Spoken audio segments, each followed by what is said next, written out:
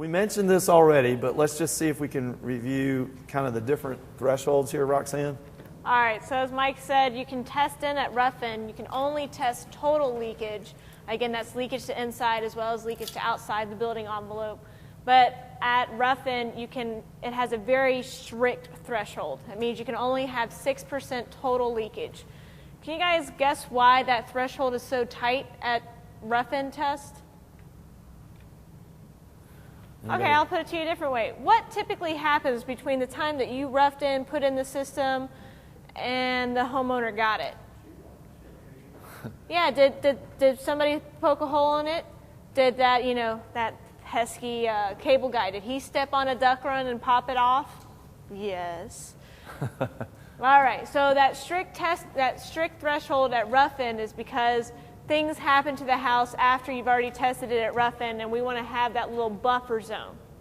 At final, you can do both the outside test and the total test. We at Southface actually run both the final tests. Although it might be easier to find and fix holes at rough-in, it's not going to truly show how the house will perform. Yeah, we like to know how it's going to do when the keys get turned over to the homeowner. When the keys get turned over, we want to know how well it performs. And honestly, to do the leakage to outside and total leakage test, as we saw, the total leakage test, that was pretty quick, right? The leakage to outside test is just as quick. So we actually do both at Southface to make sure that we know both results. Because the leakage to outside test is our actual energy penalty, right? That's the air that we're losing outside the beer cooler. Right. This is one, if your ducts run through the attic, your ducts run through the crawl space, this is the CFM of leakage that's truly lost to outside. And that can only be 8%. So in a 1,000 square foot zone, you're talking about up to 80 CFM of leakage. That's it. Anything more than that and the duct system fails. A couple other comments. You only have to pass one of these 3 tests. Okay? If you pass one of the 3 tests, you don't have to do all the other tests. Generally, this is the one that most energy programs use, but you can also do the total test. That's also acceptable. And to do this test, it requires that you have both the duct blaster and the blower door. So we actually, usually are there, like Roxanne said. Once you're set up for one, you might as well do the other. That's kind of our philosophy. So we get both of them, but you don't have to. Does anyone have any questions? The key big thing, too, the results of this have to go on the certificate. So the person that does the test has to know how to do the test. They also have to know how to calculate and interpret the results. And those results get posted on the certificate. One thing that I always like to remind people is these tests are very repeatable. Meaning, Ed, if you go test a duct system and then I come back a year later and test it, I should get the same answer. Same for the envelope. Unless someone has taken a window and busted it out or something, we should get pretty much the same answer. So these are very repeatable results, which hopefully is somewhat of a discouragement to you if you want to cook the numbers. No one wants to do that, obviously. So, okay. No one laughed anyway. So let's move on. Who has questions about this? Bottom line is, I think I can show up to a house. Let's say it's a 2,000 square foot house that has one duct system. I can hook up my blower door. I can hook up my duct blaster. I can do all the tests I need for envelope and the duct testing. I can be in and out in less than an hour. I know what I'm doing. The test itself takes a minute, but the setup takes a little bit of time. Frankly, the most time-consuming thing is sealing up temporarily over all the grills. We use a material called Duct Mask. Did you show them any of that, or I don't know if we have some. The kind we use comes on a roll. It's sticky, and it's actually pretty nice, and it's also expensive. So, does anyone have questions about what we just said? Yeah, Robert. It probably won't stick to a OSB roughed-in floor. No, a lot of times if you test in rough-in, what the folks tend to do is they use foam blocks that they sort of shove inside the boot. It's up to you to do it that way. But you can make a seal, but Duct Mask comes in pre-perforated sections. They usually match up to how big a duct's grill is. I just got to ask the question. So when I tape up a duct, do I pull off the paint? Only if you messed up. So, here are the answers to that. As we teach all of our DET verifiers, don't ever, ever, ever tape the paint. And it's not because the tape peeled off the paint. It's because most likely somebody, put some mud right here and didn't sand it off and didn't prime it up and then painted over it. They just kind of put the mud up there and the paint on top and called it a day. Yeah, everybody know what we're talking about? Is that, if you have drywall mud and you just paint right on top of it, I guarantee you, no matter what type of tape you put on there, go to a new home that and try to paint's ruin coming the off. So in other words, if it's done right, it probably won't matter. But as a rule, our recommendation is always put the mask only onto the grill, and then it'll pull right off. Okay? Question? How much do they usually cost? Oh, I'm sorry. That's where I was going with that. Is if I can do this in an hour, what am I going to charge? Probably a few $100. And we did a survey this was over a year ago. We asked everybody in Georgia that we knew that had a blower door and a duct blaster to tell us what they thought they would charge for, and we made up a scenario. But and we got back, a range of answers, but the average, and it's on our website. We put the results of this, but I want to say it was like, maybe $200 to $300. I think is kind of what we came in. So I'm not setting a price because it's what the market will bear. Okay, if the house has more duct systems, I'm going to charge you more money per duct for me, system. the functionalities.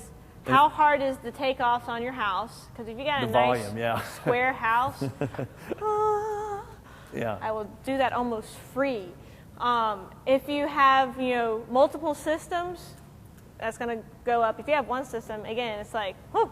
We'll probably charge, I would think people would want to charge sort of a base rate for one simple house, one simple duct system. You add duct systems, you're going to $50 a duct system. I don't know. It's whatever you want to charge. And how accessible are your grills?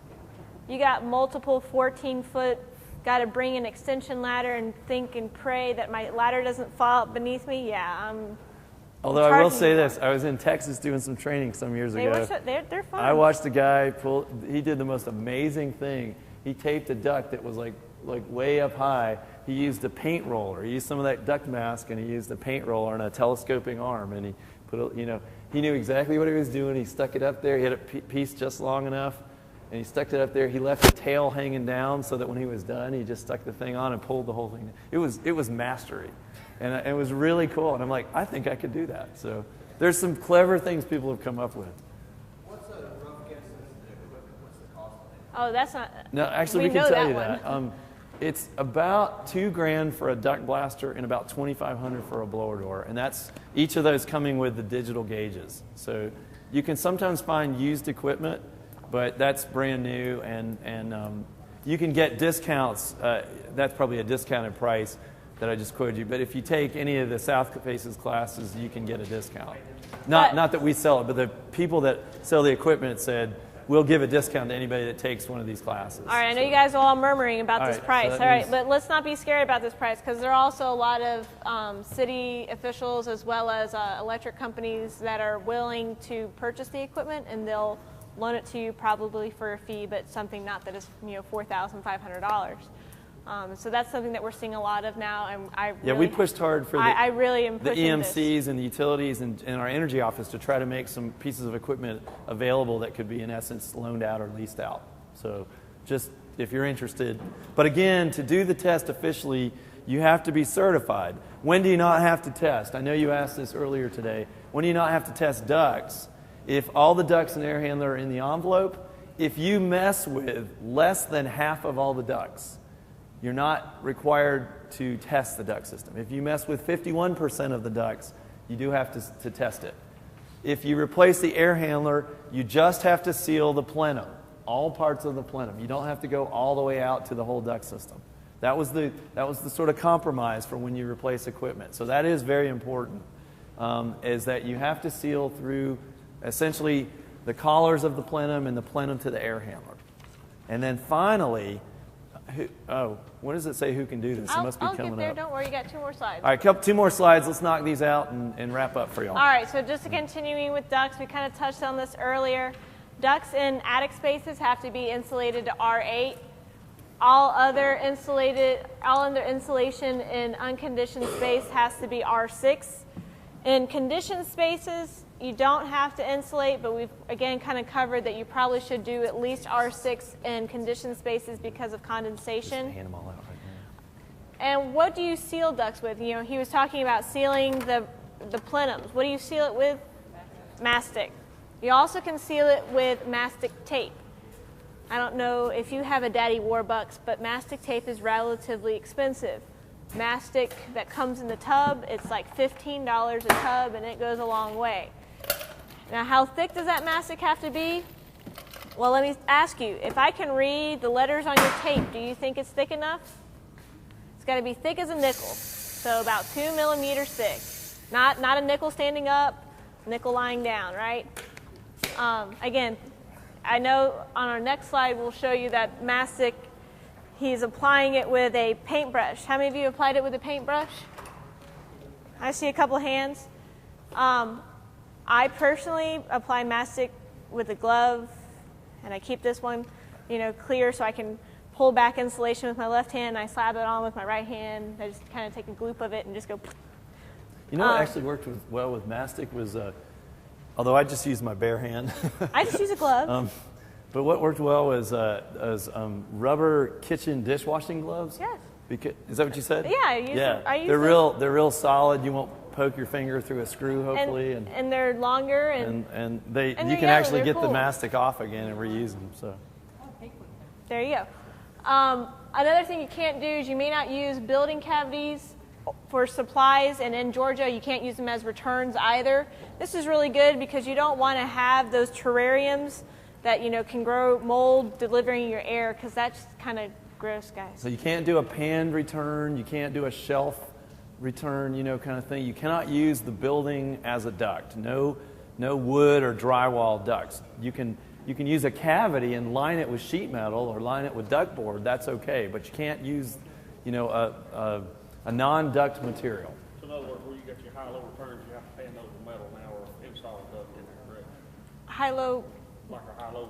like vents for combustion equipment? No, for coming into using a stud cavity as a plenum. Yeah, I mean you cannot use the stud cavity as a plenum. Metal or actually install Yes. 14 high feet. Yeah, really. Or duct board. Yeah, for ducts, but that's good. You shouldn't gotta use a mastic the cavity seams. for a high-low vent. Yeah, you should not use a cavity. And like you said, you got to mastic the seams for those, built-in sheet metal things. Also, you can still use tape to build things. If you're building that plenum, you can use your tape to, fit those seams, but you got to mastic over that again. So who can do the DET verification? There are 3 classifications who can do it, who are kind of grandfathered in, and these are some of the national programs, and that's to say the HERS rater, the ResNet Home Energy Rating System, but you also have to be a certified rater and part of someone's providership, so basically an active rater. Or you can be a BPI building analyst, which is a Building Performance Institute's building analyst. These are people who take a 3-day course in depth.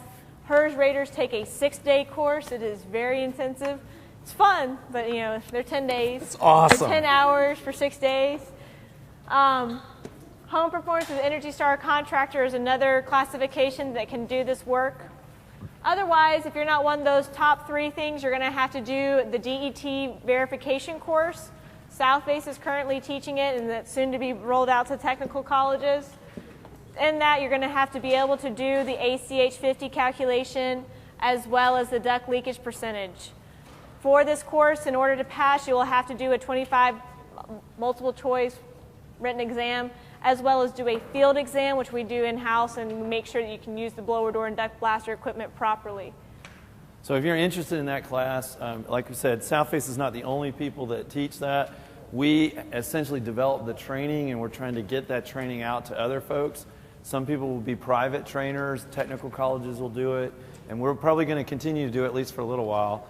And for us, it's a one day, it's a fairly long day, but it's a one-day class, and it costs $225 if you're interested.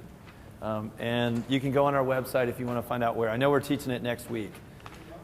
To wrap us up, there are a couple other mandatory requirements. For example, this is an interesting one. This is the best one. This is the bizarre one. Thermostats. If you have a furnace, if you have at least one furnace, you have to have at least one programmable thermostat. Okay, what if I have two furnaces? You still have to have at least one programmable thermostat. If you have three furnaces, you have to have at least one programmable thermostat. So if it's such a great idea, why isn't it required on all of them? But I don't know. The other thing is if you have a heat pump, you have to have this thing called lockout capability. Lockout capability means that if the weather outside is not frightful, the weather outside is, say, 48 degrees, we do not need the strip heat to kick on. So we have to put a device in place, either a smart thermostat or a lockout outdoor thermostat, that will not let the auxiliary heat come on unless it really does get cold outside. All right, but wait, Mike. It's like a default that if I take my heat pump and I say, all right, the homeowner wants it to be 3 degrees different from what it currently is, it automatically turns on the strip heat. What do I do? That would be bad. That would be a violation of the code. So unfortunately, a lot of times heat pumps come sort of pre-wired to break the law. So the right answer is, if it should be based on outside air temperature. If it's above 40 degrees, the heat pump ought to be able to keep up, or pick a number, But something like that. And they want you to run as a heat pump, and that will save energy. Pipes have to be insulated. No big deal here, except for refrigerant lines now have to be R3, not R2 anymore. So 3/8 Rubitex, probably not going to cut it. You're probably looking at 1/2-inch Armor Flex or whatever around line sets to pass this. Dampers are required for vents. We covered this about electric furnaces. We covered this about power attic ventilators. We have mentioned several times how you have to do a load calculation and you have to size the equipment to match the load. On air conditioning, you want to do a load calculation and have the loads calculate the sensible load and the latent load, and you want equipment that will match both the sensible and the latent. Sensible is temperature cooling, latent is moisture removal. Okay? Some of you understood that. Some of you were like, what is he talking about? So, the last one up here, lighting. This is very simple. Half of the light bulbs have to be efficient. That's really the simplest way to say it. Or on a occupancy or vacancy sensor timer. So, examples of good bulbs. Your compact fluorescent light bulbs, your CFLs. If you're talking about your tube fluorescents, you don't want your T12s anymore. It's got to be T8 or T5. These, are coming down in price points, so we don't expect builders to put in 30, CFLs, have the inspector come and they say, good job, and then the builders take them out and go to the next house and stick them back in.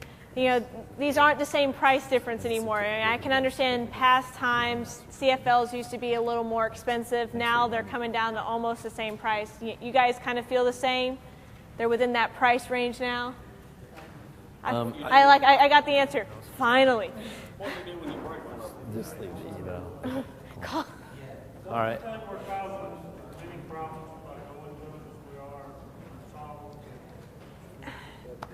So there are things like batteries that we use every day that we need to recycle properly. So I just kind of equate them to batteries. Yes, if you don't take care of your batteries when you're done with them and you just throw them away, yes, you're causing a problem. But if you actually recycle them, it's fine. But I will say,